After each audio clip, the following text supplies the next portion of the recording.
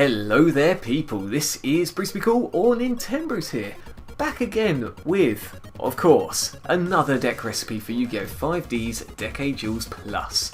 And this one is actually a spin-off really from my deck tryouts episode. I mentioned in that one, my most recent one, that I really wanted an evil hero deck for my own. I started getting really used to them and they're so easy going, you know. So I've got this one here now. This is my pure evil deck, which I think is practically complete. It's the way I like playing it. And yeah, obviously I'm going to be detailed with it. So here's a deck episode for pure evil. I'll be going through the monsters, then the spells and the traps, and right near the end I can show you a few alternatives as well. So, let's get going. We have 2 Elemental Hero Clayman and 2 Elemental Hero Sparkman. These are the only vanilla monsters in the deck because I love Lightning Golem's ability, Evil Hero Lightning Golem. And on top of that, for vanilla monsters, they are quite playable. So Sparkman with 1600 attack, and early game Clayman at 2000 defense aren't too shabby, but obviously their prime goal is to be material for Evil Hero Lightning Golem. So yeah, 2 of each adds to consistency. We then have 3 Elemental Hero Prisma. So for those of you that don't know, you send a fusion material listed on a fusion card of yours from the deck to the graveyard, and the name is of Elemental Hero Prisma is that card instead. So what you got to remember is that this isn't just a copy of a card, but you've got to keep an eye on what you're sending to the graveyard, because you will be bumping into Dark Cooling, and even if you don't have a fusion that you can make with Prisma itself, if you've got certain materials in the grave, which then you can do Dark Cooling afterwards, then great, choose the Elemental Hero or the Evil Hero that you want to bung into the graveyard, and just go from there. 3 is definitely not a lot at all. I say not a lot, it's not too many. I definitely wouldn't run any less. Yeah, brilliant card. Run 3 of those. We then have 1 Stratos. You have to with any type of hero deck, really. So, for those of you that don't know, its effect, when you summon it, bring a hero to your hand, or you've got the choice of blowing up spell or trap cards depending on other hero cards on the field, but it's mainly going to be about either bringing Prisma to your hand or one of the evil heroes. I'll show you a couple in a bit anyway. But yeah, Stratos, it's a must. We then have 2 Evil Hero Infernal Gainer. I wouldn't run any more than that.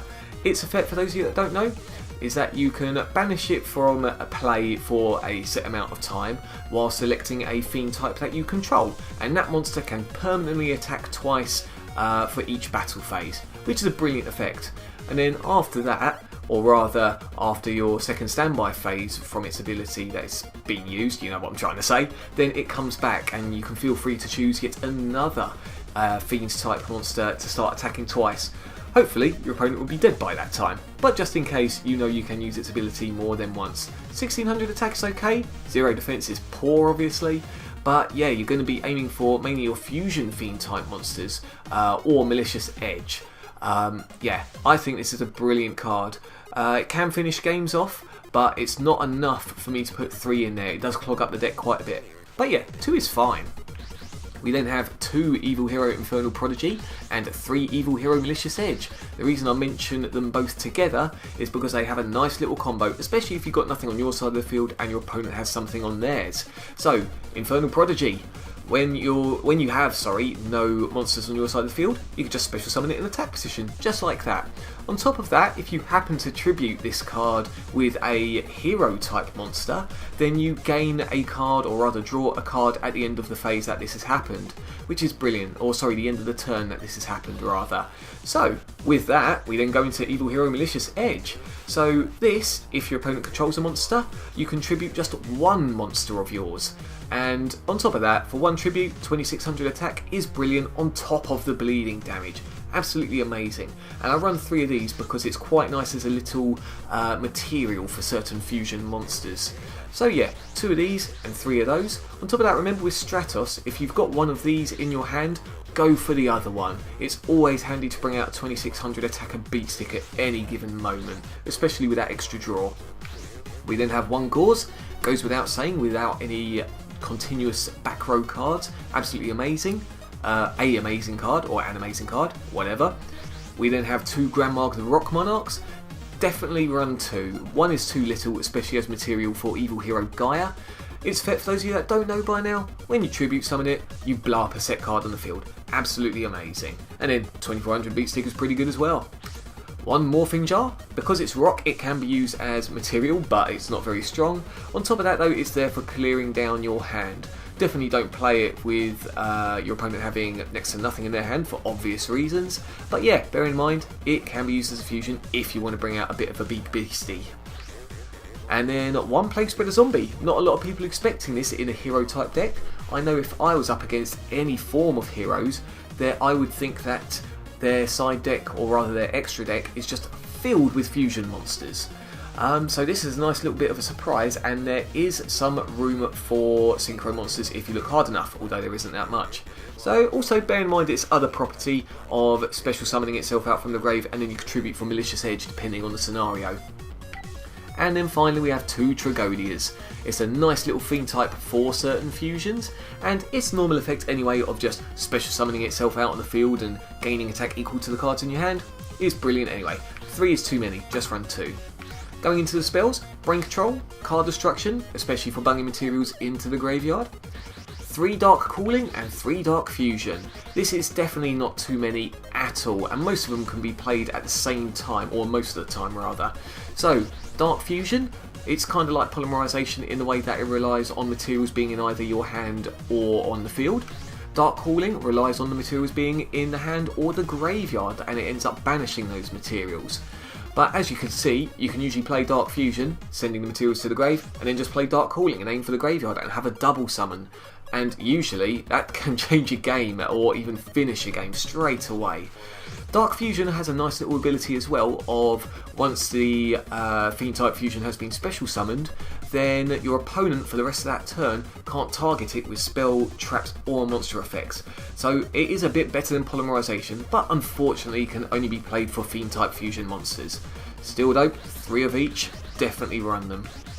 We then have 3 emergency calls, nice for thinning down a deck, finding Stratos and thinning the deck some more as well, or for finding that other little material that you want, especially Prisma, as he could just turn into anything really. So yeah, 2 is too little.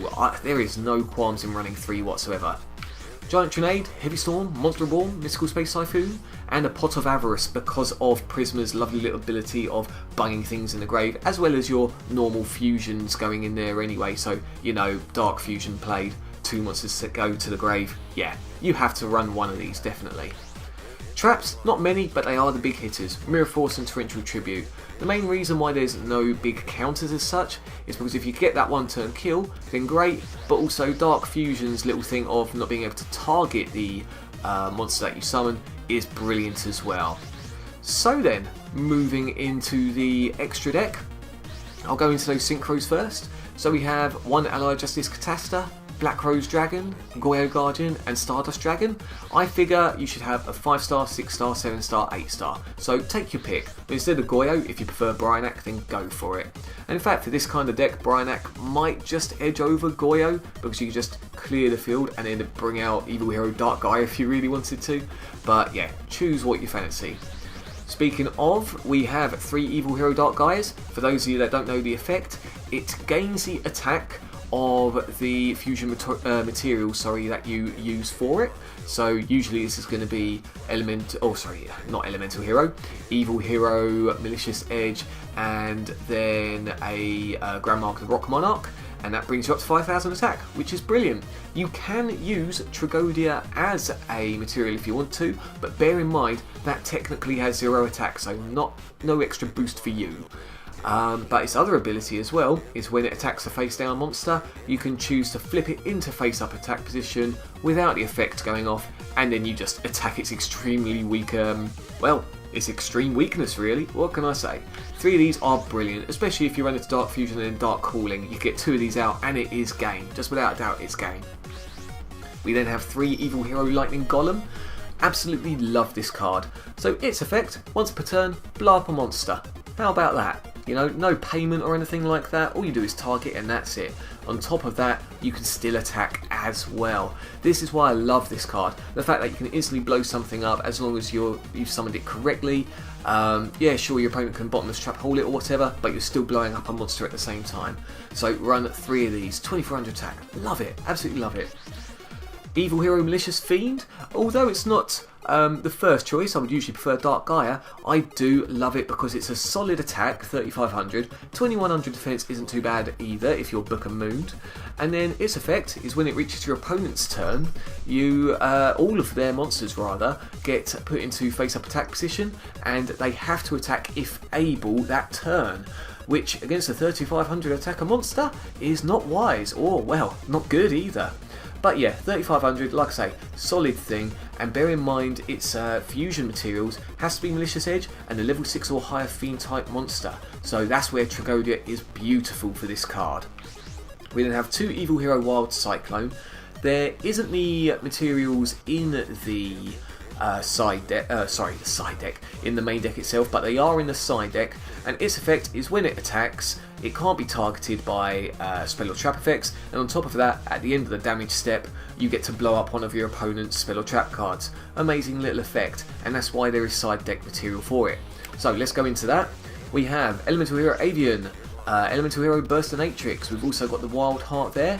Wild Heart and Avian are for Evil Hero Wild Cyclone, so do remember that. You're going to have to side them in if you want that hero. You're going to have 2 Catastor Shadow Monarch.